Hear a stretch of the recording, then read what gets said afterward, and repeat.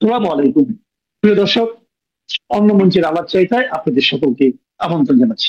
বাংলাদেশের সাবেক প্রধানমন্ত্রী শেখ হাসিনাকে কি বাংলাদেশ ফেরত পাঠাবে ভারত সরকার? শেখ হাসিনাকে ফেরত দেয়া নিয়ে ভারতের পররাষ্ট্র সচিব বিক্রম মিশ্রের এক মন্তব্য নিয়ে বাংলাদেশে চলছে নানান জল্পনা আর আলোচনা। আওয়ামী লীগ বিরোধী শিবির মনে করছে বিক্রম মিশ্রের মন্তব্য একটি ইতিবাচক ইঙ্গিত।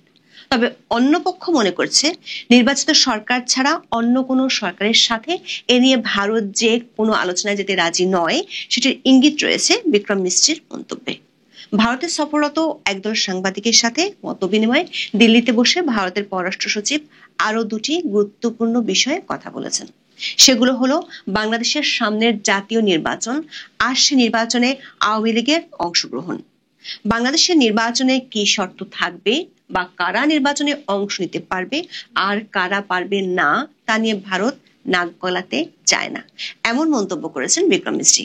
তবে শুধু জাতীয়ভাবে নয়, আন্তর্জাতিকভাবে একটি নির্বাচনের বৈধতার স্বীকৃতির শর্তগুলো স্মরণ করিয়ে দিয়ে ভারতের পররাষ্ট্র সচিব ইনক্লুসিভ নির্বাচনের কথাই বলেছেন। তার ঠিক একদিন আগে প্রথমবারের মতো বাংলাদেশে নিযুক্ত জাতিসংঘের আবাসিক দূত গোয়েন লুইস, যিনি অধ্যাপক ইউনূসের বেশ ঘনিষ্ঠ জন হিসেবে পরিচিত, তিনিও বলেছেন বাংলাদেশের আগামী নির্বাচনে সব দল অংশ নেবে। আবার 6 অক্টোবর নির্বাচন কমিশনের সাথে সংলাপে সাংবাদিকরা অন্তর্ভুক্তিমূলক ছাড়া নির্বাচন যে গ্রহণযোগ্য হবে না সেটি বলেছেন। পরপর 2 দিনে দুটি বিদেশি শক্তি এবং দেশীয় সাংবাদিকদের এই ইনক্লুসিভ নির্বাচনের কথা বলা কিসের ইঙ্গিত দেয়? এমন আলোচনা বেশ জোরে সোরে হচ্ছে রাজনৈতিক দল ও নেতাদের ঘরোয়া আলোচনায়। বিস্তারিত জানতে চলুন যাওয়া যাক বিশ্লেষণে। ভারত সরকারের আমন্ত্রণে বাংলাদেশের কূটনৈতিক বিটের রিপোর্টারদের সংগঠন ডিক্যাবের 23 সদস্যের একটি প্রতিনিধি দল এখন ভারতে আছে। ওই প্রতিনিধি দলের সঙ্গে 6 অক্টোবর সকালে দিল্লিতে মিলিত হন ভারতের পররাষ্ট্র সচিব বিক্রম মিশ্রি। প্রতিনিধি দলটি এমন এক সময় ভারত সফরে গেলেন যখন সম্প্রতি কয়েকটি ঘটনার জন্য বাংলাদেশের প্রধান উপদেষ্টা ও স্বরাষ্ট্র উপদেষ্টা ভারতের উপর দোষ চাপিয়েছেন। সাংবাদিকরা স্বাভাবিকভাবেই বিক্রম মিশ্রির কাছে শেখ হাসিনাকে ফেরত পাঠানো, বাংলাদেশের জাতীয় সংসদ নির্বাচনে আওয়ামী লীগের অংশ নিতে পারা না পারার ব্যাপারে ভারতের প্রতিক্রিয়া জানতে চান। 2024 সালের 5ই আগস্ট থেকে সাবেক প্রধানমন্ত্রী শেখ হাসিনা দিল্লিতে আছেন। জুলাই আন্দোলনে হত্যাকাণ্ডের বিচারের উদ্যোগ এবং অন্তর্বর্তীকালীন সরকারের আমলে ধরপাকড়ের মধ্যে আওয়ামী লীগের নেতা কর্মীরা পালিয়ে বেড়াচ্ছেন। নেতাদের মধ্যে বেশিরভাগেরই ভারতে অবস্থান করার খবর এসেছে গণমাধ্যমে। বাংলাদেশের সাংবাদিকরা নানা বিষয়ের সঙ্গে শেখ হাসিনার প্রত্যর্পণ প্রসঙ্গ তোলেন। জবাবে ভারতের পররাষ্ট্র সচিব বলেন, শেখ হাসিনার প্রত্যর্পণ বা তাকে ফেরত পাঠানোর বিষয়টি একটি বিচারিক আইনি প্রক্রিয়া, যার জন্য দুই সরকারের মধ্যে যোগাযোগ ও আলোচনা প্রয়োজন। তিনি বলেছেন ভারত এই বিষয়গুলো পরীক্ষা করছে। তিনি এও বলেছেন তারা এই বিষয়গুলো নিয়ে বাংলাদেশ কর্তৃপক্ষের সঙ্গে একযোগে কাজ করতে প্রস্তুত আছেন। এই মুহূর্তে এই বিষয়ে আর কিছু বলা গঠনমূলক হবে না বলে তিনি মন্তব্য করেছেন। ভারতের পররাষ্ট্র সচিবের এই প্রতিক্রিয়াকে বাংলাদেশের রাজনৈতিক এবং প্রশাসনিক মহল নানা দৃষ্টিকোণ থেকে দেখছে। একটি অংশ মনে করছে এই প্রথম ভারতের পররাষ্ট্র মন্ত্রণালয়ের একজন শীর্ষকর্তা খোলাখুলি শেখ হাসিনাকে ফিরিয়ে দেওয়ার ব্যাপারে আপাত দৃষ্টিতে ইতিবাচক কোনো মন্তব্য করেছেন। এতদিন ভারত সরকার বাংলাদেশ সরকারের আর্জিকে বিবেচনার মধ্যে নেয়নি। দর্শক, গত বছর অক্টোবর মাসে বাংলাদেশের পররাষ্ট্র মন্ত্রণালয় শেখ হাসিনাকে ফেরত চেয়ে দিল্লির কাছে নোট ভারপাল পাঠিয়েছিল। এটি একটি কূটনৈতিক যোগাযোগ পদ্ধতি বটে। ভারতের তরফে তখন সরকারিভাবে বলা হয়েছিল বাংলাদেশের আর্জি নিয়ে এখনই কোনো পদক্ষেপ নেওয়া হবে না। বাংলাদেশ সরকার উপযুক্ত নথিপত্র দেয়নি বলেও দিল্লির তরফে তখন দাবি করা হয়েছিল। তবে বিক্রম মিশ্রের প্রতিক্রিয়া নিয়ে আরেকটি মহল মনে করছে একজন আমলা হিসেবে শিষ্টাচারের মধ্যে কৌশলগত দিক থেকে যা বলা উচিত তিনি সেটুকুই বলেছেন। তিনি সরাসরি এ কথা বলেননি যে শেখ হাসিনাকে ফেরত দেয়া হবে, আবার ফেরানো হবে এমন কথাও স্পষ্ট করেননি। তিনি বিষয়টি আইনি এবং দ্বিপাক্ষিক সম্পর্কের দিকে ঠেলে দিয়েছেন। এই ব্যাখ্যা যারা দিচ্ছেন তারা আরো দাবি করেছেন ভারতের পররাষ্ট্র সচিব যা বলেছেন তাতে এটাই স্পষ্ট যে শিগগিরই কিছু হচ্ছে না, কারণ আইনি এবং দ্বিপাক্ষিক আলোচনায় এই প্রশ্নের দ্রুত মীমাংসা হওয়ার সম্ভাবনা কম। বিশ্লেষকরা মনে করছেন বাংলাদেশে নির্বাচিত সরকার ক্ষমতায় আসার পর ভারত শেখ হাসিনার ব্যাপারে গুরুত্ব দিয়ে আলাপ আলোচনা করতে পারে, কিন্তু অন্তর্বর্তী সরকারের সঙ্গে সাবেক প্রধানমন্ত্রীকে ফেরত পাঠানো নিয়ে আলোচনা খুব বেশি আগ্রহ দেখাবে না। দর্শক, বর্তমান অন্তর্বর্তী সরকারের আমলে ভারত সরকারের তরফ থেকে বরাবরই বলা হয়েছে তারা নির্বাচিত সরকারের সাথে দ্বিপাক্ষিক বিষয়গুলো নিয়ে আলোচনা করতে চায়। এমনকি ভারতের সাথে বিদ্যমান চুক্তিগুলো রিভিউ বা পর্যালোচনার বিষয়টি নিয়েও তারা বিষয়টি পরিষ্কার করেছে। সবশেষ 6 অক্টোবর দেয়া বক্তব্য বিক্রম মিশ্রের মুখ থেকে একই ধরনের ইঙ্গিত মিলেছে। তিনি স্পষ্ট করে বলেছেন, বাংলাদেশে আগামী নির্বাচনে যে সরকারি ক্ষমতায় আসবে তার সঙ্গে ভারত সরকার কাজ করবে। দর্শক, ধারণা করা হচ্ছে চলতি অক্টোবর মাসের শেষে বা আগামী নভেম্বর মাসের মধ্যভাগে বাংলাদেশের আন্তর্জাতিক অপরাধ ট্রাইব্যুনালে শেখ হাসিনাকে মানবতা বিরোধী অপরাধের দায়ে সাজা ঘোষণা করা হতে পারে। সোমবার থেকে ওই মামলায় সাক্ষীদের জেরা শুরু হয়েছে। ইতিমধ্যে সরকার এবং ট্রাইব্যুনাল থেকে আভাস দেওয়া হয়েছে শেখ হাসিনার মামলার সাজা অক্টোবরের শেষ কিংবা নভেম্বরের শুরুতে ঘোষণা করা হতে পারে। কূটনৈতিক ও প্রশাসনিক মহলের একাংশ মনে করছে ট্রাইব্যুনাল সাজা ঘোষণার পর ভারত সরকারকে অন্তর্বর্তী সরকার নতুন করে দলিল দস্তাবেজ পাঠাবে। কিন্তু ভারতের সাথে বাংলাদেশে যে বন্দি প্রত্যর্পণ চুক্তি আছে সেটি অনুযায়ী ভারতের কাছে যদি মনে হয় শেখ হাসিনার যে বিচার করা হয়েছে সেটিতে তিনি বাংলাদেশের রাজনৈতিক প্রতিহিংসার শিকার, তাহলে ভারত সরকার ওই চুক্তি অনুযায়ী ফেরত দেওয়ার দাবিটি নাকচ করে দিতে পারে। আবার দিল্লি প্রথম থেকে বলছে শেখ হাসিনা ভারতে অতিথি হিসেবে আছেন, সেক্ষেত্রে তাকে ফেরত দেওয়ার বিষয়ে তার নিরাপত্তার বিষয়টি দিল্লির জন্য কূটনৈতিক দিক থেকে সবচেয়ে বড় উদ্বেগের বিষয় হবে। দৈনিক মানব জমিনের রিপোর্টে বলা হয়েছে ভারতের পররাষ্ট্র সচিবের সাথে বাংলাদেশের কূটনৈতিক বিটের রিপোর্টারদের যে মত বিনিময় হয়েছে সে অনুষ্ঠানে একেবারে শুরুতে স্বাগত বক্তব্যে ভারতের পররাষ্ট্র সচিব বাংলাদেশের নির্বাচন প্রসঙ্গে ফ্রি, ফেয়ার, পার্টিসিপেটরি এবং ইনক্লুসিভ এই 4 শব্দের উপর বিশেষ জোর দেন। বলেন, কোন রকম বিলম্ব ছাড়াই ঘোষিত সময়ের মধ্যে নির্বাচন হওয়া উচিত। ফেব্রুয়ারিতে অনুষ্ঠেয় ত্রয়োদশ জাতীয় সংসদ নির্বাচন প্রসঙ্গে বিক্রম মিশ্রি বলেছেন, যদি কারো মনে ন্যূনতম সন্দেহ থেকে থাকে সেজন্য আমি এই বিষয়ে খুবই স্পষ্টভাবে বলতে চাই, বাংলাদেশে অবাধ, নিরপেক্ষ, অন্তর্ভুক্তিমূলক এবং অংশগ্রহণমূলক নির্বাচনের পক্ষে ভারত এবং দেশটি যত দ্রুত সম্ভব নির্বাচন চায়। তিনি মনে করেন নির্বাচনের সময়সীমা ঘোষণা করে বাংলাদেশ সরকার যে বক্তব্য দিয়েছে তাতে ভারত উৎসাহিত এবং দেশটি প্রতীক্ষায় আছে বাংলাদেশে ঘোষিত সময়ের মধ্যে নির্বাচন অনুষ্ঠিত হবে। সে নির্বাচনের মাধ্যমে যে সরকারি আসুক না কেন তার সঙ্গে সম্পৃক্ত হওয়ার প্রতীক্ষায় আছে ভারত। উন্মুক্ত সেশনে প্রশ্নোত্তর পর্বে ডিকাপ সদস্যরা জানতে চান ইনক্লুসিভ ও পার্টিসিপেটরি বলতে কি বোঝানো হচ্ছে, আওয়ামী লীগের কার্যক্রম নিষিদ্ধ থাকার মধ্যে অংশগ্রহণমূলক নির্বাচন সম্ভব কিনা, এমন প্রশ্ন সাংবাদিকরা করেছিলেন বিক্রম মিশ্রিকে। উত্তরে বিক্রম মিশ্রি বেশ কূটনৈতিক কৌশলী জবাব দেন। তিনি বলেন, বাংলাদেশ সরকার যে সিদ্ধান্ত নিয়েছে তার মধ্যে ভারত যেতে চায় না। তিনি মনে করেন বাংলাদেশ সরকার দেশটির জনগণ ও নাগরিক সমাজই বিষয়টি দেখবে। এই নির্বাচনকে কিভাবে তারা মূল্যায়ন করবে এবং একই সাথে বাইরের লোকজনও দেখবে। তবে এরপর টেনেছেন জাতীয় ও আন্তর্জাতিকভাবে একটি নির্বাচনের বৈধতার প্রসঙ্গগুলো। বলেছেন, এটুকু শুধু বলা যায় এটা কেবল অভ্যন্তরীণ বৈধতার প্রশ্ন নয়, বহির্বিশ্বের বৈধতারও প্রশ্ন। দর্শক, বিক্রম মিশ্রের এই বক্তব্যটিকে অনেকে কূটনৈতিক দিক থেকে একটি বার্তাও মনে করছেন। এর অর্থ হলো বাংলাদেশের গ্রহণযোগ্য জাতীয় নির্বাচন কেবল অভ্যন্তরীণ বৈধতার জন্য নয়, আন্তর্জাতিক সম্প্রদায়ের কাছে বৈধতা নিশ্চিত করতেও গুরুত্বপূর্ণ। আর সে বৈধতা পেতে হলে অন্তর্ভুক্তিমূলক বা সব দলের অংশগ্রহণের ভিত্তিতে গণতান্ত্রিক একটা নির্বাচন হওয়া জরুরি। বিশ্লেষকদের কাছে আন্তর্জাতিক বৈধতার প্রশ্নটি বেশ গুরুত্বপূর্ণ হয়ে উঠেছে একদিন আগে বাংলাদেশে নিযুক্ত জাতিসংঘের আবাসিক দূত গোয়েন লুইসের মন্তব্যের সূত্র ধরে। গোয়েন লুইসও বিক্রম মিশ্রির মতো একই ধরনের বার্তা দিয়েছেন। বিবিসি বাংলার প্রতিবেদনে গোয়েন লুইসের মন্তব্যটি এসেছে এমন ভাবে, আগামী নির্বাচন বাংলাদেশের জন্য খুবই গুরুত্বপূর্ণ। এই নির্বাচনে জাতিসংঘের পক্ষ থেকে নির্বাচন কমিশনকে কারিগরি সহায়তা দেওয়া হবে। আশা করি সব দল এই নির্বাচনে অংশ নেবে। অথচ এর আগে গত জুন মাসে গোয়েন লুইস অন্তর্ভুক্তিমূলক নির্বাচনের ব্যাখ্যায় বলেছেন, অন্তর্ভুক্তিমূলক নির্বাচন মানে রাজনৈতিক দলের অন্তর্ভুক্তি নয়, সব জনগণের অন্তর্ভুক্তি। কিন্তু 5 অক্টোবর বিএনপি মহাসচিব মির্জা ফখরুল ইসলাম আলমগীরের সাথে বৈঠক শেষে প্রথমবারের মতো বাংলাদেশের আগামী জাতীয় সংসদ নির্বাচনে সব দলের অংশগ্রহণের কথা বলেছেন। বিশ্লেষকরা বলছেন, গোয়েন লুইস একদিকে প্রধান উপদেষ্টা অধ্যাপক ইউনূসের ঘনিষ্ঠ জন বলেই পরিচিত, আবার গোয়েন লুইস কিংবা জাতিসংঘ পর্দার আড়ালে থেকে বাংলাদেশের রাজনীতি ও নির্বাচন নিয়ে সব খোঁজ খবর রাখেন।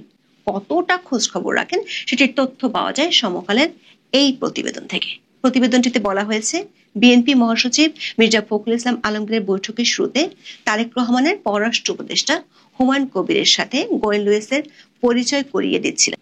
তখন বলেছিলেন এখন থেকে হুমায়ুন কবির দেশেই থাকবেন এবং নির্বাচন করবেন। উত্তরে গোয়েন লুইস যা বলেছেন সেটি থেকে বোঝা যায় জাতিসংঘের আবাসিক দূত বাংলাদেশের রাজনীতির হারির খবরও রাখেন। ঢাকার আবাসিক সমন্বয়কারী বলেছেন, হুমায়ুন কবির যে নির্বাচন করবেন সে বিষয়টি তিনি জানেন। শুধু তাই নয়, কোন আসন থেকে কাকে টেক ওভার করা হচ্ছে, মানে বিএনপি কাকে কাকে প্রার্থী করবেন তাও তিনি জানেন।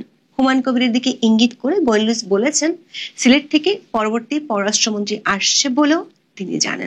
সমকাল রিপোর্টে বলা হয়েছে, বৈঠকের শুরুতে এক ভিডিওতে দুই পক্ষের পরিচয় পর্বে এসব আলোচনা হয় বলে ভিডিও চিত্রে দেখা গেছে। দর্শক, যে গোয়েন লুইস বাংলাদেশের রাজনৈতিক দলের হারির খবর জানেন, সেই গোয়েন লুইস তার জুন মাসে দেওয়া বক্তব্য থেকে সরে এসে বলেছেন সব দলের অংশগ্রহণে নির্বাচন হবে। আবার বিক্রম মিশ্রিও একই কথা বলেছেন। এরপর থেকে বাংলাদেশের রাজনৈতিক অঙ্গনে ইনক্লুসিভ নির্বাচন নিয়ে নতুন করে আলোচনা শুরু হয়েছে। তার ইঙ্গিত পাওয়া যাচ্ছে একেবারে নির্বাচন কমিশন কার্যালয়ে। 6 অক্টোবর রাজধানীর আগারগাঁয়ে নির্বাচন কমিশন ভবনে প্রিন্ট মিডিয়ার সাংবাদিকদের সঙ্গে নির্বাচন কমিশনের সংলাপেও ইনক্লুসিভ নির্বাচনের বিষয়টি উঠে আসে। দৈনিক প্রথম আলোর খবরে বলা হয়েছে, রাজনৈতিক দল হিসেবে আওয়ামী লীগের কার্যক্রম নিষিদ্ধ করা হলেও দলটির সমর্থক ভোটাররা এদেশের নাগরিক। তাদের নিয়ে নির্বাচন কমিশন কি ভাবছে তা স্পষ্ট করে জানানোর কথা বলেছেন সাংবাদিকরা। সংলাপে জাতীয় প্রেস ক্লাবের সভাপতি হাসান হাফিজ বলেছেন, আওয়ামী লীগের ভোটারদের বাদ দিয়ে নির্বাচন হতে পারে না। দৈনিক খবরের কাগজের সম্পাদক মোস্তফা কামাল আগামী নির্বাচন অন্তর্ভুক্তিমূলক না হলে সমাজ আরো বিভাজনের দিকে যাবে বলে সতর্ক করেছেন। দেশের প্রায় 50% মানুষ এখন নির্বাচনের বাইরে থেকে যাচ্ছে উল্লেখ করে মোস্তফা কামাল বলেন, উৎসবমুখর নির্বাচনের উৎসব অর্ধেক মানুষকে বাইরে রেখে হতে পারে না। আন্তর্জাতিক গ্রহণযোগ্যতার জন্য সব দলের অংশগ্রহণে কেন নির্বাচন দরকার সেটির ব্যাখ্যা কূটনৈতিক কৌশলে দিয়েছেন বিক্রম মিশ্রি। বলেছেন, আক্ষরিক অর্থ বিবেচনা নিয়ে বলছি, অবাধ, নিরপেক্ষ, অন্তর্ভুক্তিমূলক এবং অংশগ্রহণমূলক নির্বাচন ওই প্রক্রিয়ার অংশ, যেই প্রক্রিয়া এটিকে বৈধতা দেয়। তবে দিন শেষে সবকিছুর ভার বাংলাদেশের মানুষের বলে মন্তব্য করেছেন বিক্রম মিশ্রি। বলেছেন, এই সিদ্ধান্তগুলো কেবল এই বছর ও এখনকার জন্য নয়, বরং মধ্যম ও দীর্ঘমেয়াদে অনেক দূর যাবে এবং সব শেষে বাংলাদেশের মানুষকে এটা দেখতে হবে। আওয়ামী লীগের মতো বড় দলকে বাদ দিয়ে ভোট হলে সেই ভোটে আসা সরকারের সঙ্গেও ভারত কাজ করবে কিনা এমন প্রশ্ন করা হয় বিক্রম মিশ্রিকে। উত্তরে তিনি বলেন, জনগণের ম্যান্ডেট নিয়ে যে সরকারই আসুক ভারত তার সঙ্গে কাজ করবে, তবে নির্বাচনী ম্যান্ডেটের শর্তগুলোতে ভারত নিজেকে জড়াতে চায় না, সেটিও বলেছেন ভারতীয় পররাষ্ট্র সচিব। এখন এ পর্যন্ত। সুপ্রিয় দর্শক শ্রোতা, আসসালামু আলাইকুম। আপনাদের জন্য শুভকামনা। অতি সম্প্রতি সামাজিক যোগাযোগ মাধ্যমে এবং অনেক আলাপ আলোচনায় আসছে দায় মুক্তি প্রসঙ্গটি। কে কে দায় মুক্তি নেবেন, কাকে কাকে দায় মুক্তি দেওয়া হবে, এভাবে এই আলোচনাটার মাঝখানে যার যার ব্যক্তিগত দিক, যার যার গোষ্ঠীর দিকটাকেই গুরুত্ব দেওয়া হচ্ছে। আইন শৃঙ্খলা রক্ষার দায়িত্বে নিয়োজিত ব্যক্তিবর্গ যারা 2024-এর জুলাই অগস্টের অস্থির সময়ে দায়িত্ব পালন করেছিলেন, তাদেরকে শাস্তির মুখোমুখি করার একটি প্রক্রিয়া চলছে। অনেককে গ্রেপ্তার করা হয়েছে, অনেকের বিচার চলছে। কিন্তু মনে রাখতে হবে, তারা আইনানুগভাবে একটা সরকার কাঠামোর অধীনে মানুষের জীবন এবং সম্পত্তির নিরাপত্তা নিশ্চিত করতে দায়িত্ব পালন করেছেন। যদি কেউ অপ্রয়োজনীয় ফোর্স, শক্তি প্রয়োগ করে থাকেন, সেটা অন্যায়, সেটা অবৈধ, সেটা শাস্তিযোগ্য অপরাধ। কিন্তু যদি কেউ দেখেন যে রাষ্ট্রের গুরুত্বপূর্ণ সম্পদ ধ্বংস করে ফেলা হচ্ছে, তাহলে রাষ্ট্রীয় সম্পদ রক্ষা করার জন্য তার যে দায়িত্ব, সে দায়িত্ব তিনি পালন করবেন। এটাই আইন এবং সাংবিধানিকভাবে তার বৈধ কর্তব্য। যদি কেউ দেখেন যে মানুষকে হত্যা করা হচ্ছে অথবা তাকে হত্যা করা হবে, তাহলে আত্মরক্ষার অধিকার তার আছে। সেই আত্মরক্ষার অধিকার বাস্তবায়নের জন্য তিনি যদি আঘাতকারীর উপরে প্রতিঘাত করেন, তাহলে সেটাকে সেলফ ডিফেন্স, আত্মরক্ষার অধিকার হিসাবে গণ্য করা হবে। আইনের দৃষ্টিতে সেটা কোনো অপরাধ না। যদি কেউ দেখা যায় দেশের বৈধ আইনানুগ প্রক্রিয়ার সরকার ব্যবস্থা বা প্রতিষ্ঠান ধ্বংস করতে কেউ অবৈধ উপায়ে কোনো কর্মকাণ্ড করছেন, তাকে ঠেকাবার জন্য প্রাথমিক, দ্বিতীয়, তৃতীয় পর্যায়ের কর্মকাণ্ডের পরে যদি তিনি সেটাকে প্রতিরোধ করতে শক্তি প্রয়োগ করেন, তাহলে আইন তাকে সেই শক্তি প্রয়োগ করার অধিকার দিয়েছে, সেটা অপরাধ না।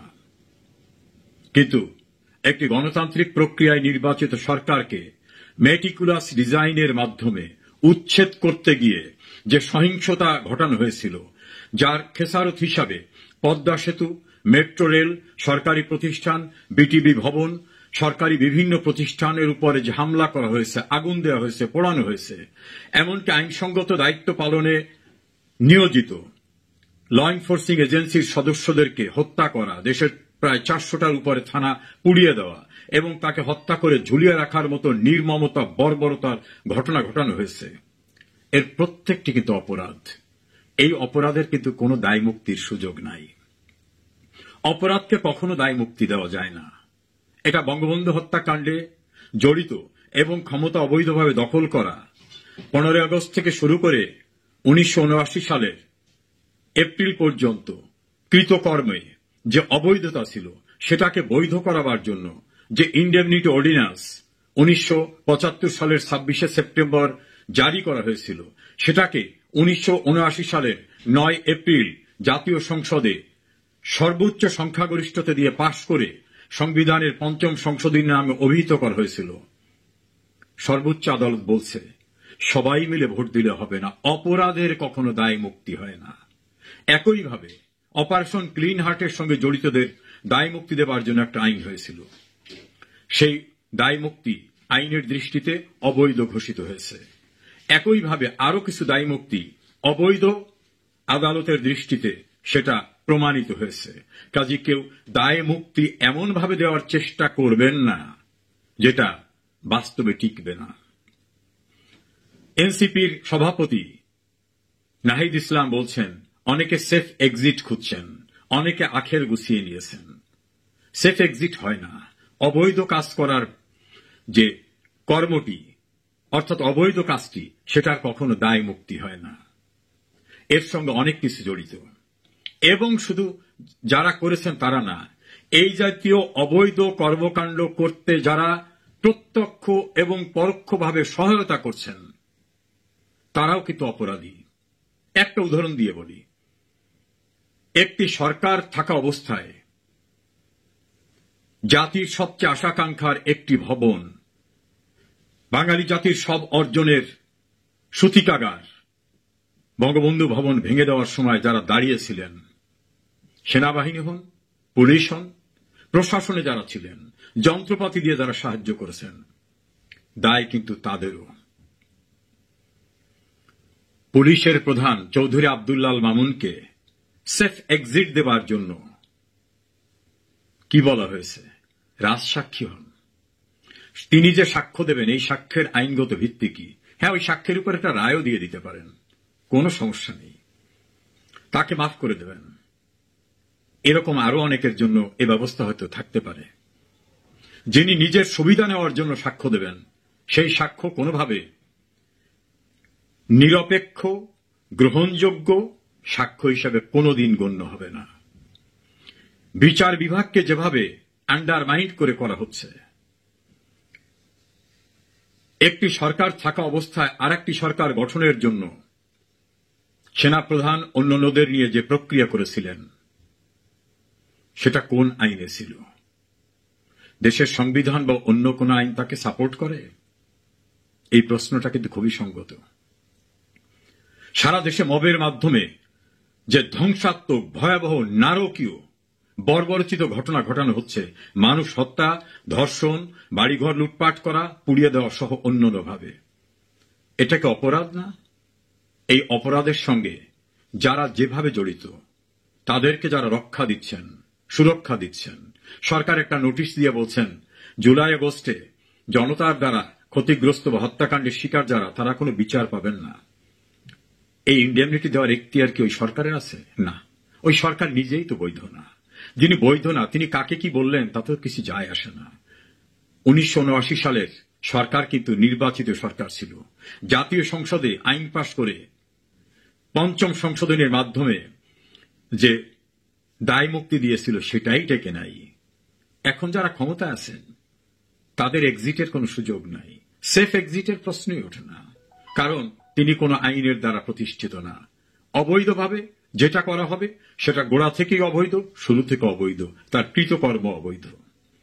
ফলে কে কাকে সেফ এক্সিট দিচ্ছেন, কে দায় মুক্তি দিচ্ছেন, এই দায় মুক্তি যিনি দিচ্ছেন তিনিও দায় মুক্ত হবেন না, কারণ তারই অধিকার নাই, আর যাকে দেবেন সেও দায় থেকে মুক্ত হবেন না, কারণ অপরাধের কখনো মুক্তি হয় না, দায় থেকে কখনো মুক্ত হওয়া যায় না।